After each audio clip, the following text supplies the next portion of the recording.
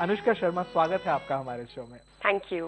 अनुष्का, करीब 1.5 साल हुए हैं हम आपको स्क्रीन पर नहीं देख पाए हैं। आपकी पिछली रिलीज मटरू की बिजली का मंडोला थी और उसके बाद आप स्क्रीन पर नहीं दिखी हैं। क्या आप इस वक्त एंग्शियस हुई थी क्योंकि इतना वक्त गुजर गया और आपकी कोई रिलीज नहीं थी, और बाकी आपके जो कंटेम्प्रेरीज हैं, आपके जो कॉलीग्स हैं, उनको कहीं 3-3 साल में 3-3 रिलीजेस थे। हाँ, आई मीन लोगों को ऐसा लगता है कि इन 1.5 सालों में अनुष्का कहाँ है, नहीं दिख रही है। बट मेरी लाइफ में इतना कुछ हो रहा था, काम से रिलेटेड। मैंने उस समय पे 4 फिल्में शूट करी जी। तो मेरे पास तो टाइम भी नहीं था कुछ भी सोचने का। एंड फिल्में कब जब भी पुश होती है या कभी भी रिलीज होती है, वो एक्टर के हाथ में नहीं होता है। बिल्कुल। एंड क्योंकि मेरा दिमाग कम्प्लीटली ऑक्यूपाइड था जो मैं कर रही थी उससे, एंड क्योंकि मैं जो कर रही थी मैं बहुत ही अच्छा काम कर रही थी, वर्किंग विद गुड डायरेक्टर्स, बिल्कुल। तो वो शंका दिमाग में बिल्कुल नहीं आई। अगला साल जो है, जो आने वाला साल है, वो आपके लिए कमाल का साल है। जिन्होंने भी आपको मिस किया, जैसे कि हम, वो आपको 1 नहीं 2 नहीं 4 फिल्मों में देखेंगे। सबसे पहले तो पीके आएगी जो साल के एंड में आएगी। फिर मार्च में आपकी खुद की प्रोडक्शन की फिल्म NH10 आएगी। मई में बॉम्बे वेलवेट, अनुराग कश्यप के साथ जो फिल्म आपने की, और फिर जून में जोया अख्तर के साथ जो फिल्म आपने की है, दिल धड़कने दो। ये आपको लगता है, मतलब इतना वक्त हमें आपको देखा नहीं, और फिर जैसे एक ओवरकिल हो जाएगा शायद?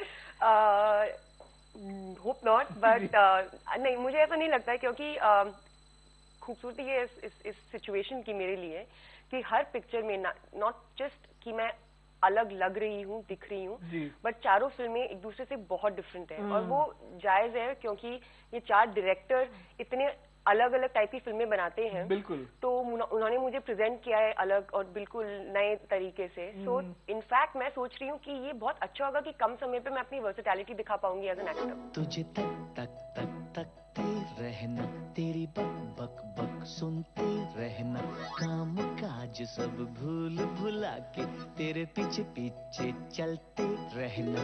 ये तो है best of time, love is a best of time, प्यार व्यार बेस्ट ऑफ टाइम, ये love is best of time.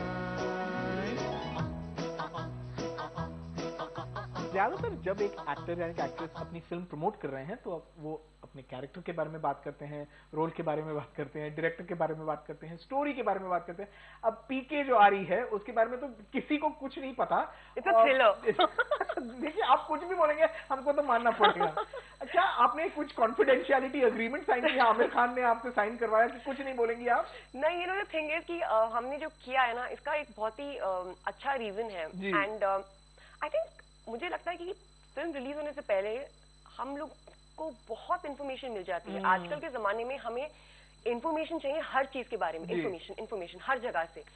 सो इस फिल्म में अच्छा होगा कि लोग ज्यादा कुछ सोच के ना आए, और जब आप देखेंगे फिल्म, आप एक अलग ही चीज डिस्कवर करेंगे जो आपने नहीं एक्सपेक्ट करी होगी। एंड उसमें एक नॉवेल्टी है, एक नयापन है। सो मुझे लगता है कि मे भी आप बोलोगे अच्छा क्या था कि तुमने नहीं बताया, बट हाँ, मेरे को जर्नलिस्ट के लिए इतना बुरा लग रहा है कि उन लोगों के पास कुछ वो बोलते हैं हम क्या पूछें, और फिर बोला जाता है कि पर्सनल लाइफ के बारे में भी मत पूछो, तो वो बोलते हैं हम करें क्या। अरे पहचाने नहीं काम का है? हम पीके हूँ, पीके। नमूना समझते हो ना? सैंपल था वो। गलतियां सुधारने की आदत थी उसे। हर कोई एक्टर राजू हिरानी के साथ काम करना चाहता है। राजकुमार हिरानी इस देश के बहुत ही टैलेंटेड, बहुत ही सक्सेसफुल डायरेक्टर हैं। क्या आपके लिए बड़ी बात थी जब उन्होंने आपको इस फिल्म में कास्ट किया, और किस तरह ये कास्टिंग हुई? क्या आपने ऑडिशन की? किस तरह से ये पूरा प्रोसेस हुआ? मैं रॉकस्टार देखने गई थी, और रॉकस्टार देखने के बाद मैं बहुत इमोशनल हो गई थी। तो मैं रो रही थी, और वहां पे सारी फिल्म दुनिया के लोग बैठे हुए थे और देख रहे थे। तो मैंने कहा एम्बैरेस नहीं होना है। मैं जल्दी से निकल गई थिएटर से बाहर कि कोई मुझे देखे ना।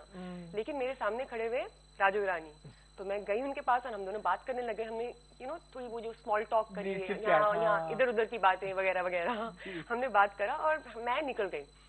और मैं बहुत लॉस्ट थी जब मैं उनसे बात करी थी, क्योंकि मेरा दिमाग कहीं और था। मैंने मूवी पे था जी। तो मैं अपने अगले दिन जब मैं सुबह उठी तो मुझे ना धीरे धीरे हमारे कॉन्वर्सेशन की कुछ कुछ लाइनें याद आने लग गई और मुझे लगा कि क्या वो ऐसा बोल रही थी कि मैंने स्क्रिप्टिंग खत्म कर दी है और मैं कॉल करूंगा। And I was like oh my God, मैंने क्या कर दिया। I just quickly messaged him and I said sir, if you were calling me to cast me in your film, and if that's what you were telling me, and I was like a space cadet, I'm really sorry. It was because I was too emotional. If that's not the case, please ignore this message because I'll be very embarrassed. so he called me. He was laughing and he's like, नहीं मैं तुम्हें वही बोल रहा था. But I understood her. But yeah, and then he called me and then मैं उनको जाके मिली and आमिर खान के साथ काम करने का अनुभव कैसा रहा? वो मेरे सीनियर हैं और क्योंकि मैं एक डिफेंस बैकग्राउंड से, आर्मी बैकग्राउंड से आती हूँ, हमारे अंदर ना एक सेंस ऑफ हायरार्की बचपन से होता है जी। तो मैं कभी भी उनके साथ एकदम वैसे क्या कर रहा है दोस्त और की तरह, दोस्त की तरह, you know, I can't behave like that. हमेशा एक डिस्टेंस रहेगा, एक रिस्पेक्टफुल डिस्टेंस। तो मैं उनसे बात नहीं कर पाती तो मुझे डर लगता था कोई बात उनके साथ स्टार्ट करने में। मेरे को लगता था व्हाट इफ लाइक आगे कोई कॉन्वर्सेशन में कुछ बोल ही ना पाऊँ। I was like thinking all sorts of things and getting I am anxious. So I used to feel a little bit intimidated by him, but then जब कैमरा रोल होता था तब देन आई एम फाइन, क्योंकि you know मेरा काम मेरा दिमाग focus है अपने काम पे, सो इट्स फाइन। लेकिन धीरे धीरे it was good and he started pulling my leg and you know like so yeah, it developed with time.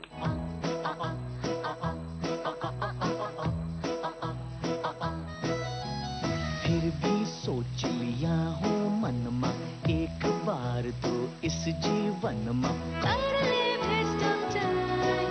करना है best of time. I want to waste my time. I love this best of time.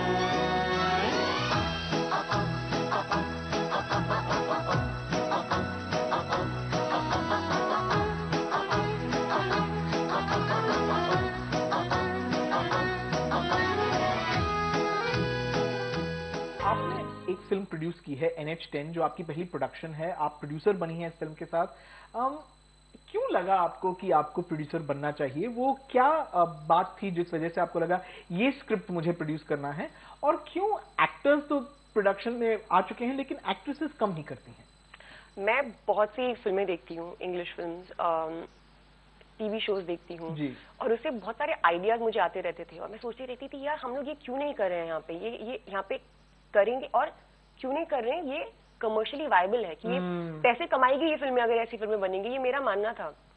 तो मैं अपने भाई से बहुत बातें करती थी तो हम दोनों ने बोला, दिस वाज थोड़े कुछ काफी समय पहले जी। तो हम दोनों ने बोला अच्छा हम लोग ना एक दिन प्रोडक्शन कंपनी खोलेंगे और हम लोग फिल्में बनाएंगे जी। तो वो बात हो गई, हम भूल गए और NH10 की स्क्रिप्ट मेरे पास आई और मैं पढ़ने लगी और मैंने कहा ये तो बहुत ही सुपर्ब है, डेफिनेटली मैं करूंगी। लेकिन इंस्टिंक्ट मेरे अंदर आया है बोलने का कि मैं इसको प्रोड्यूस भी करूंगी। और मैं ये नहीं मानती हूँ कि यू नो कि ये जो बोला जाता है कि एक्टर्स हीरोज करते हैं तो चलेगा लेकिन लड़कियां करती हैं, तो क्योंकि मुझे भी ऐसे मैसेजेस आए थे लोगों के, जब लोगों को पता चला कि मैं प्रोडक्शन शुरू कर रही हूँ, मैं तब 25 साल की थी, उन्होंने बोला कि आप बहुत छोटे हो और आप टॉप एक्ट्रेसेस में से हो, आपको ये करने की जरूरत नहीं है, ये तो एक्ट्रेसेस अपने करियर की जब खत्म होने वाला होता है उसको लंबा करने के लिए करती है। तो मैं फर्स्टली तो मुझे इतना ऑफेंसिव लगा ये, सेकेंडली आई वाज लाइक ये किसने कहा कि ऐसा होता है और यू नो ऐसा होता है, ऐसा करना चाहिए जी। ये मेरे साथ बैठता नहीं है, क्योंकि मुझे लगता है कि अगर मेरे पास एक इंटेलिजेंस है, कुछ यू नो एक है मेरे पास, क्या बोलते हैं, एबिलिटी, बिल्कुल कि मैं कुछ बना पाऊं, मैं कुछ कर पाऊं, तो मैं क्यों नहीं करूंगी, मैं क्यों सोचूंगी इन चीजों के बारे में, यू नो। तो मुझे फेथ था अपने ऊपर और स्टोरी के ऊपर। हाल ही में आपने एक नई फिल्म साइन की है, करण जौहर की फिल्म, जो वो खुद डायरेक्ट करेंगे, जिसमें आपके साथ होंगे रणबीर कपूर। रणबीर के साथ आपने हाल ही में बॉम्बे वेलवेट की, करण जौहर भी उस फिल्म में एक्ट कर रहे हैं। किस तरह का रिलेशनशिप है और क्या आप एक्साइटेड हैं कि आप एक बार फिर आप तीनों एक बार फिर साथ में काम करेंगे? एक्चुअली रणबीर और मैंने काम करने से पहले हम दोनों बहुत अच्छे दोस्त थे। अच्छा।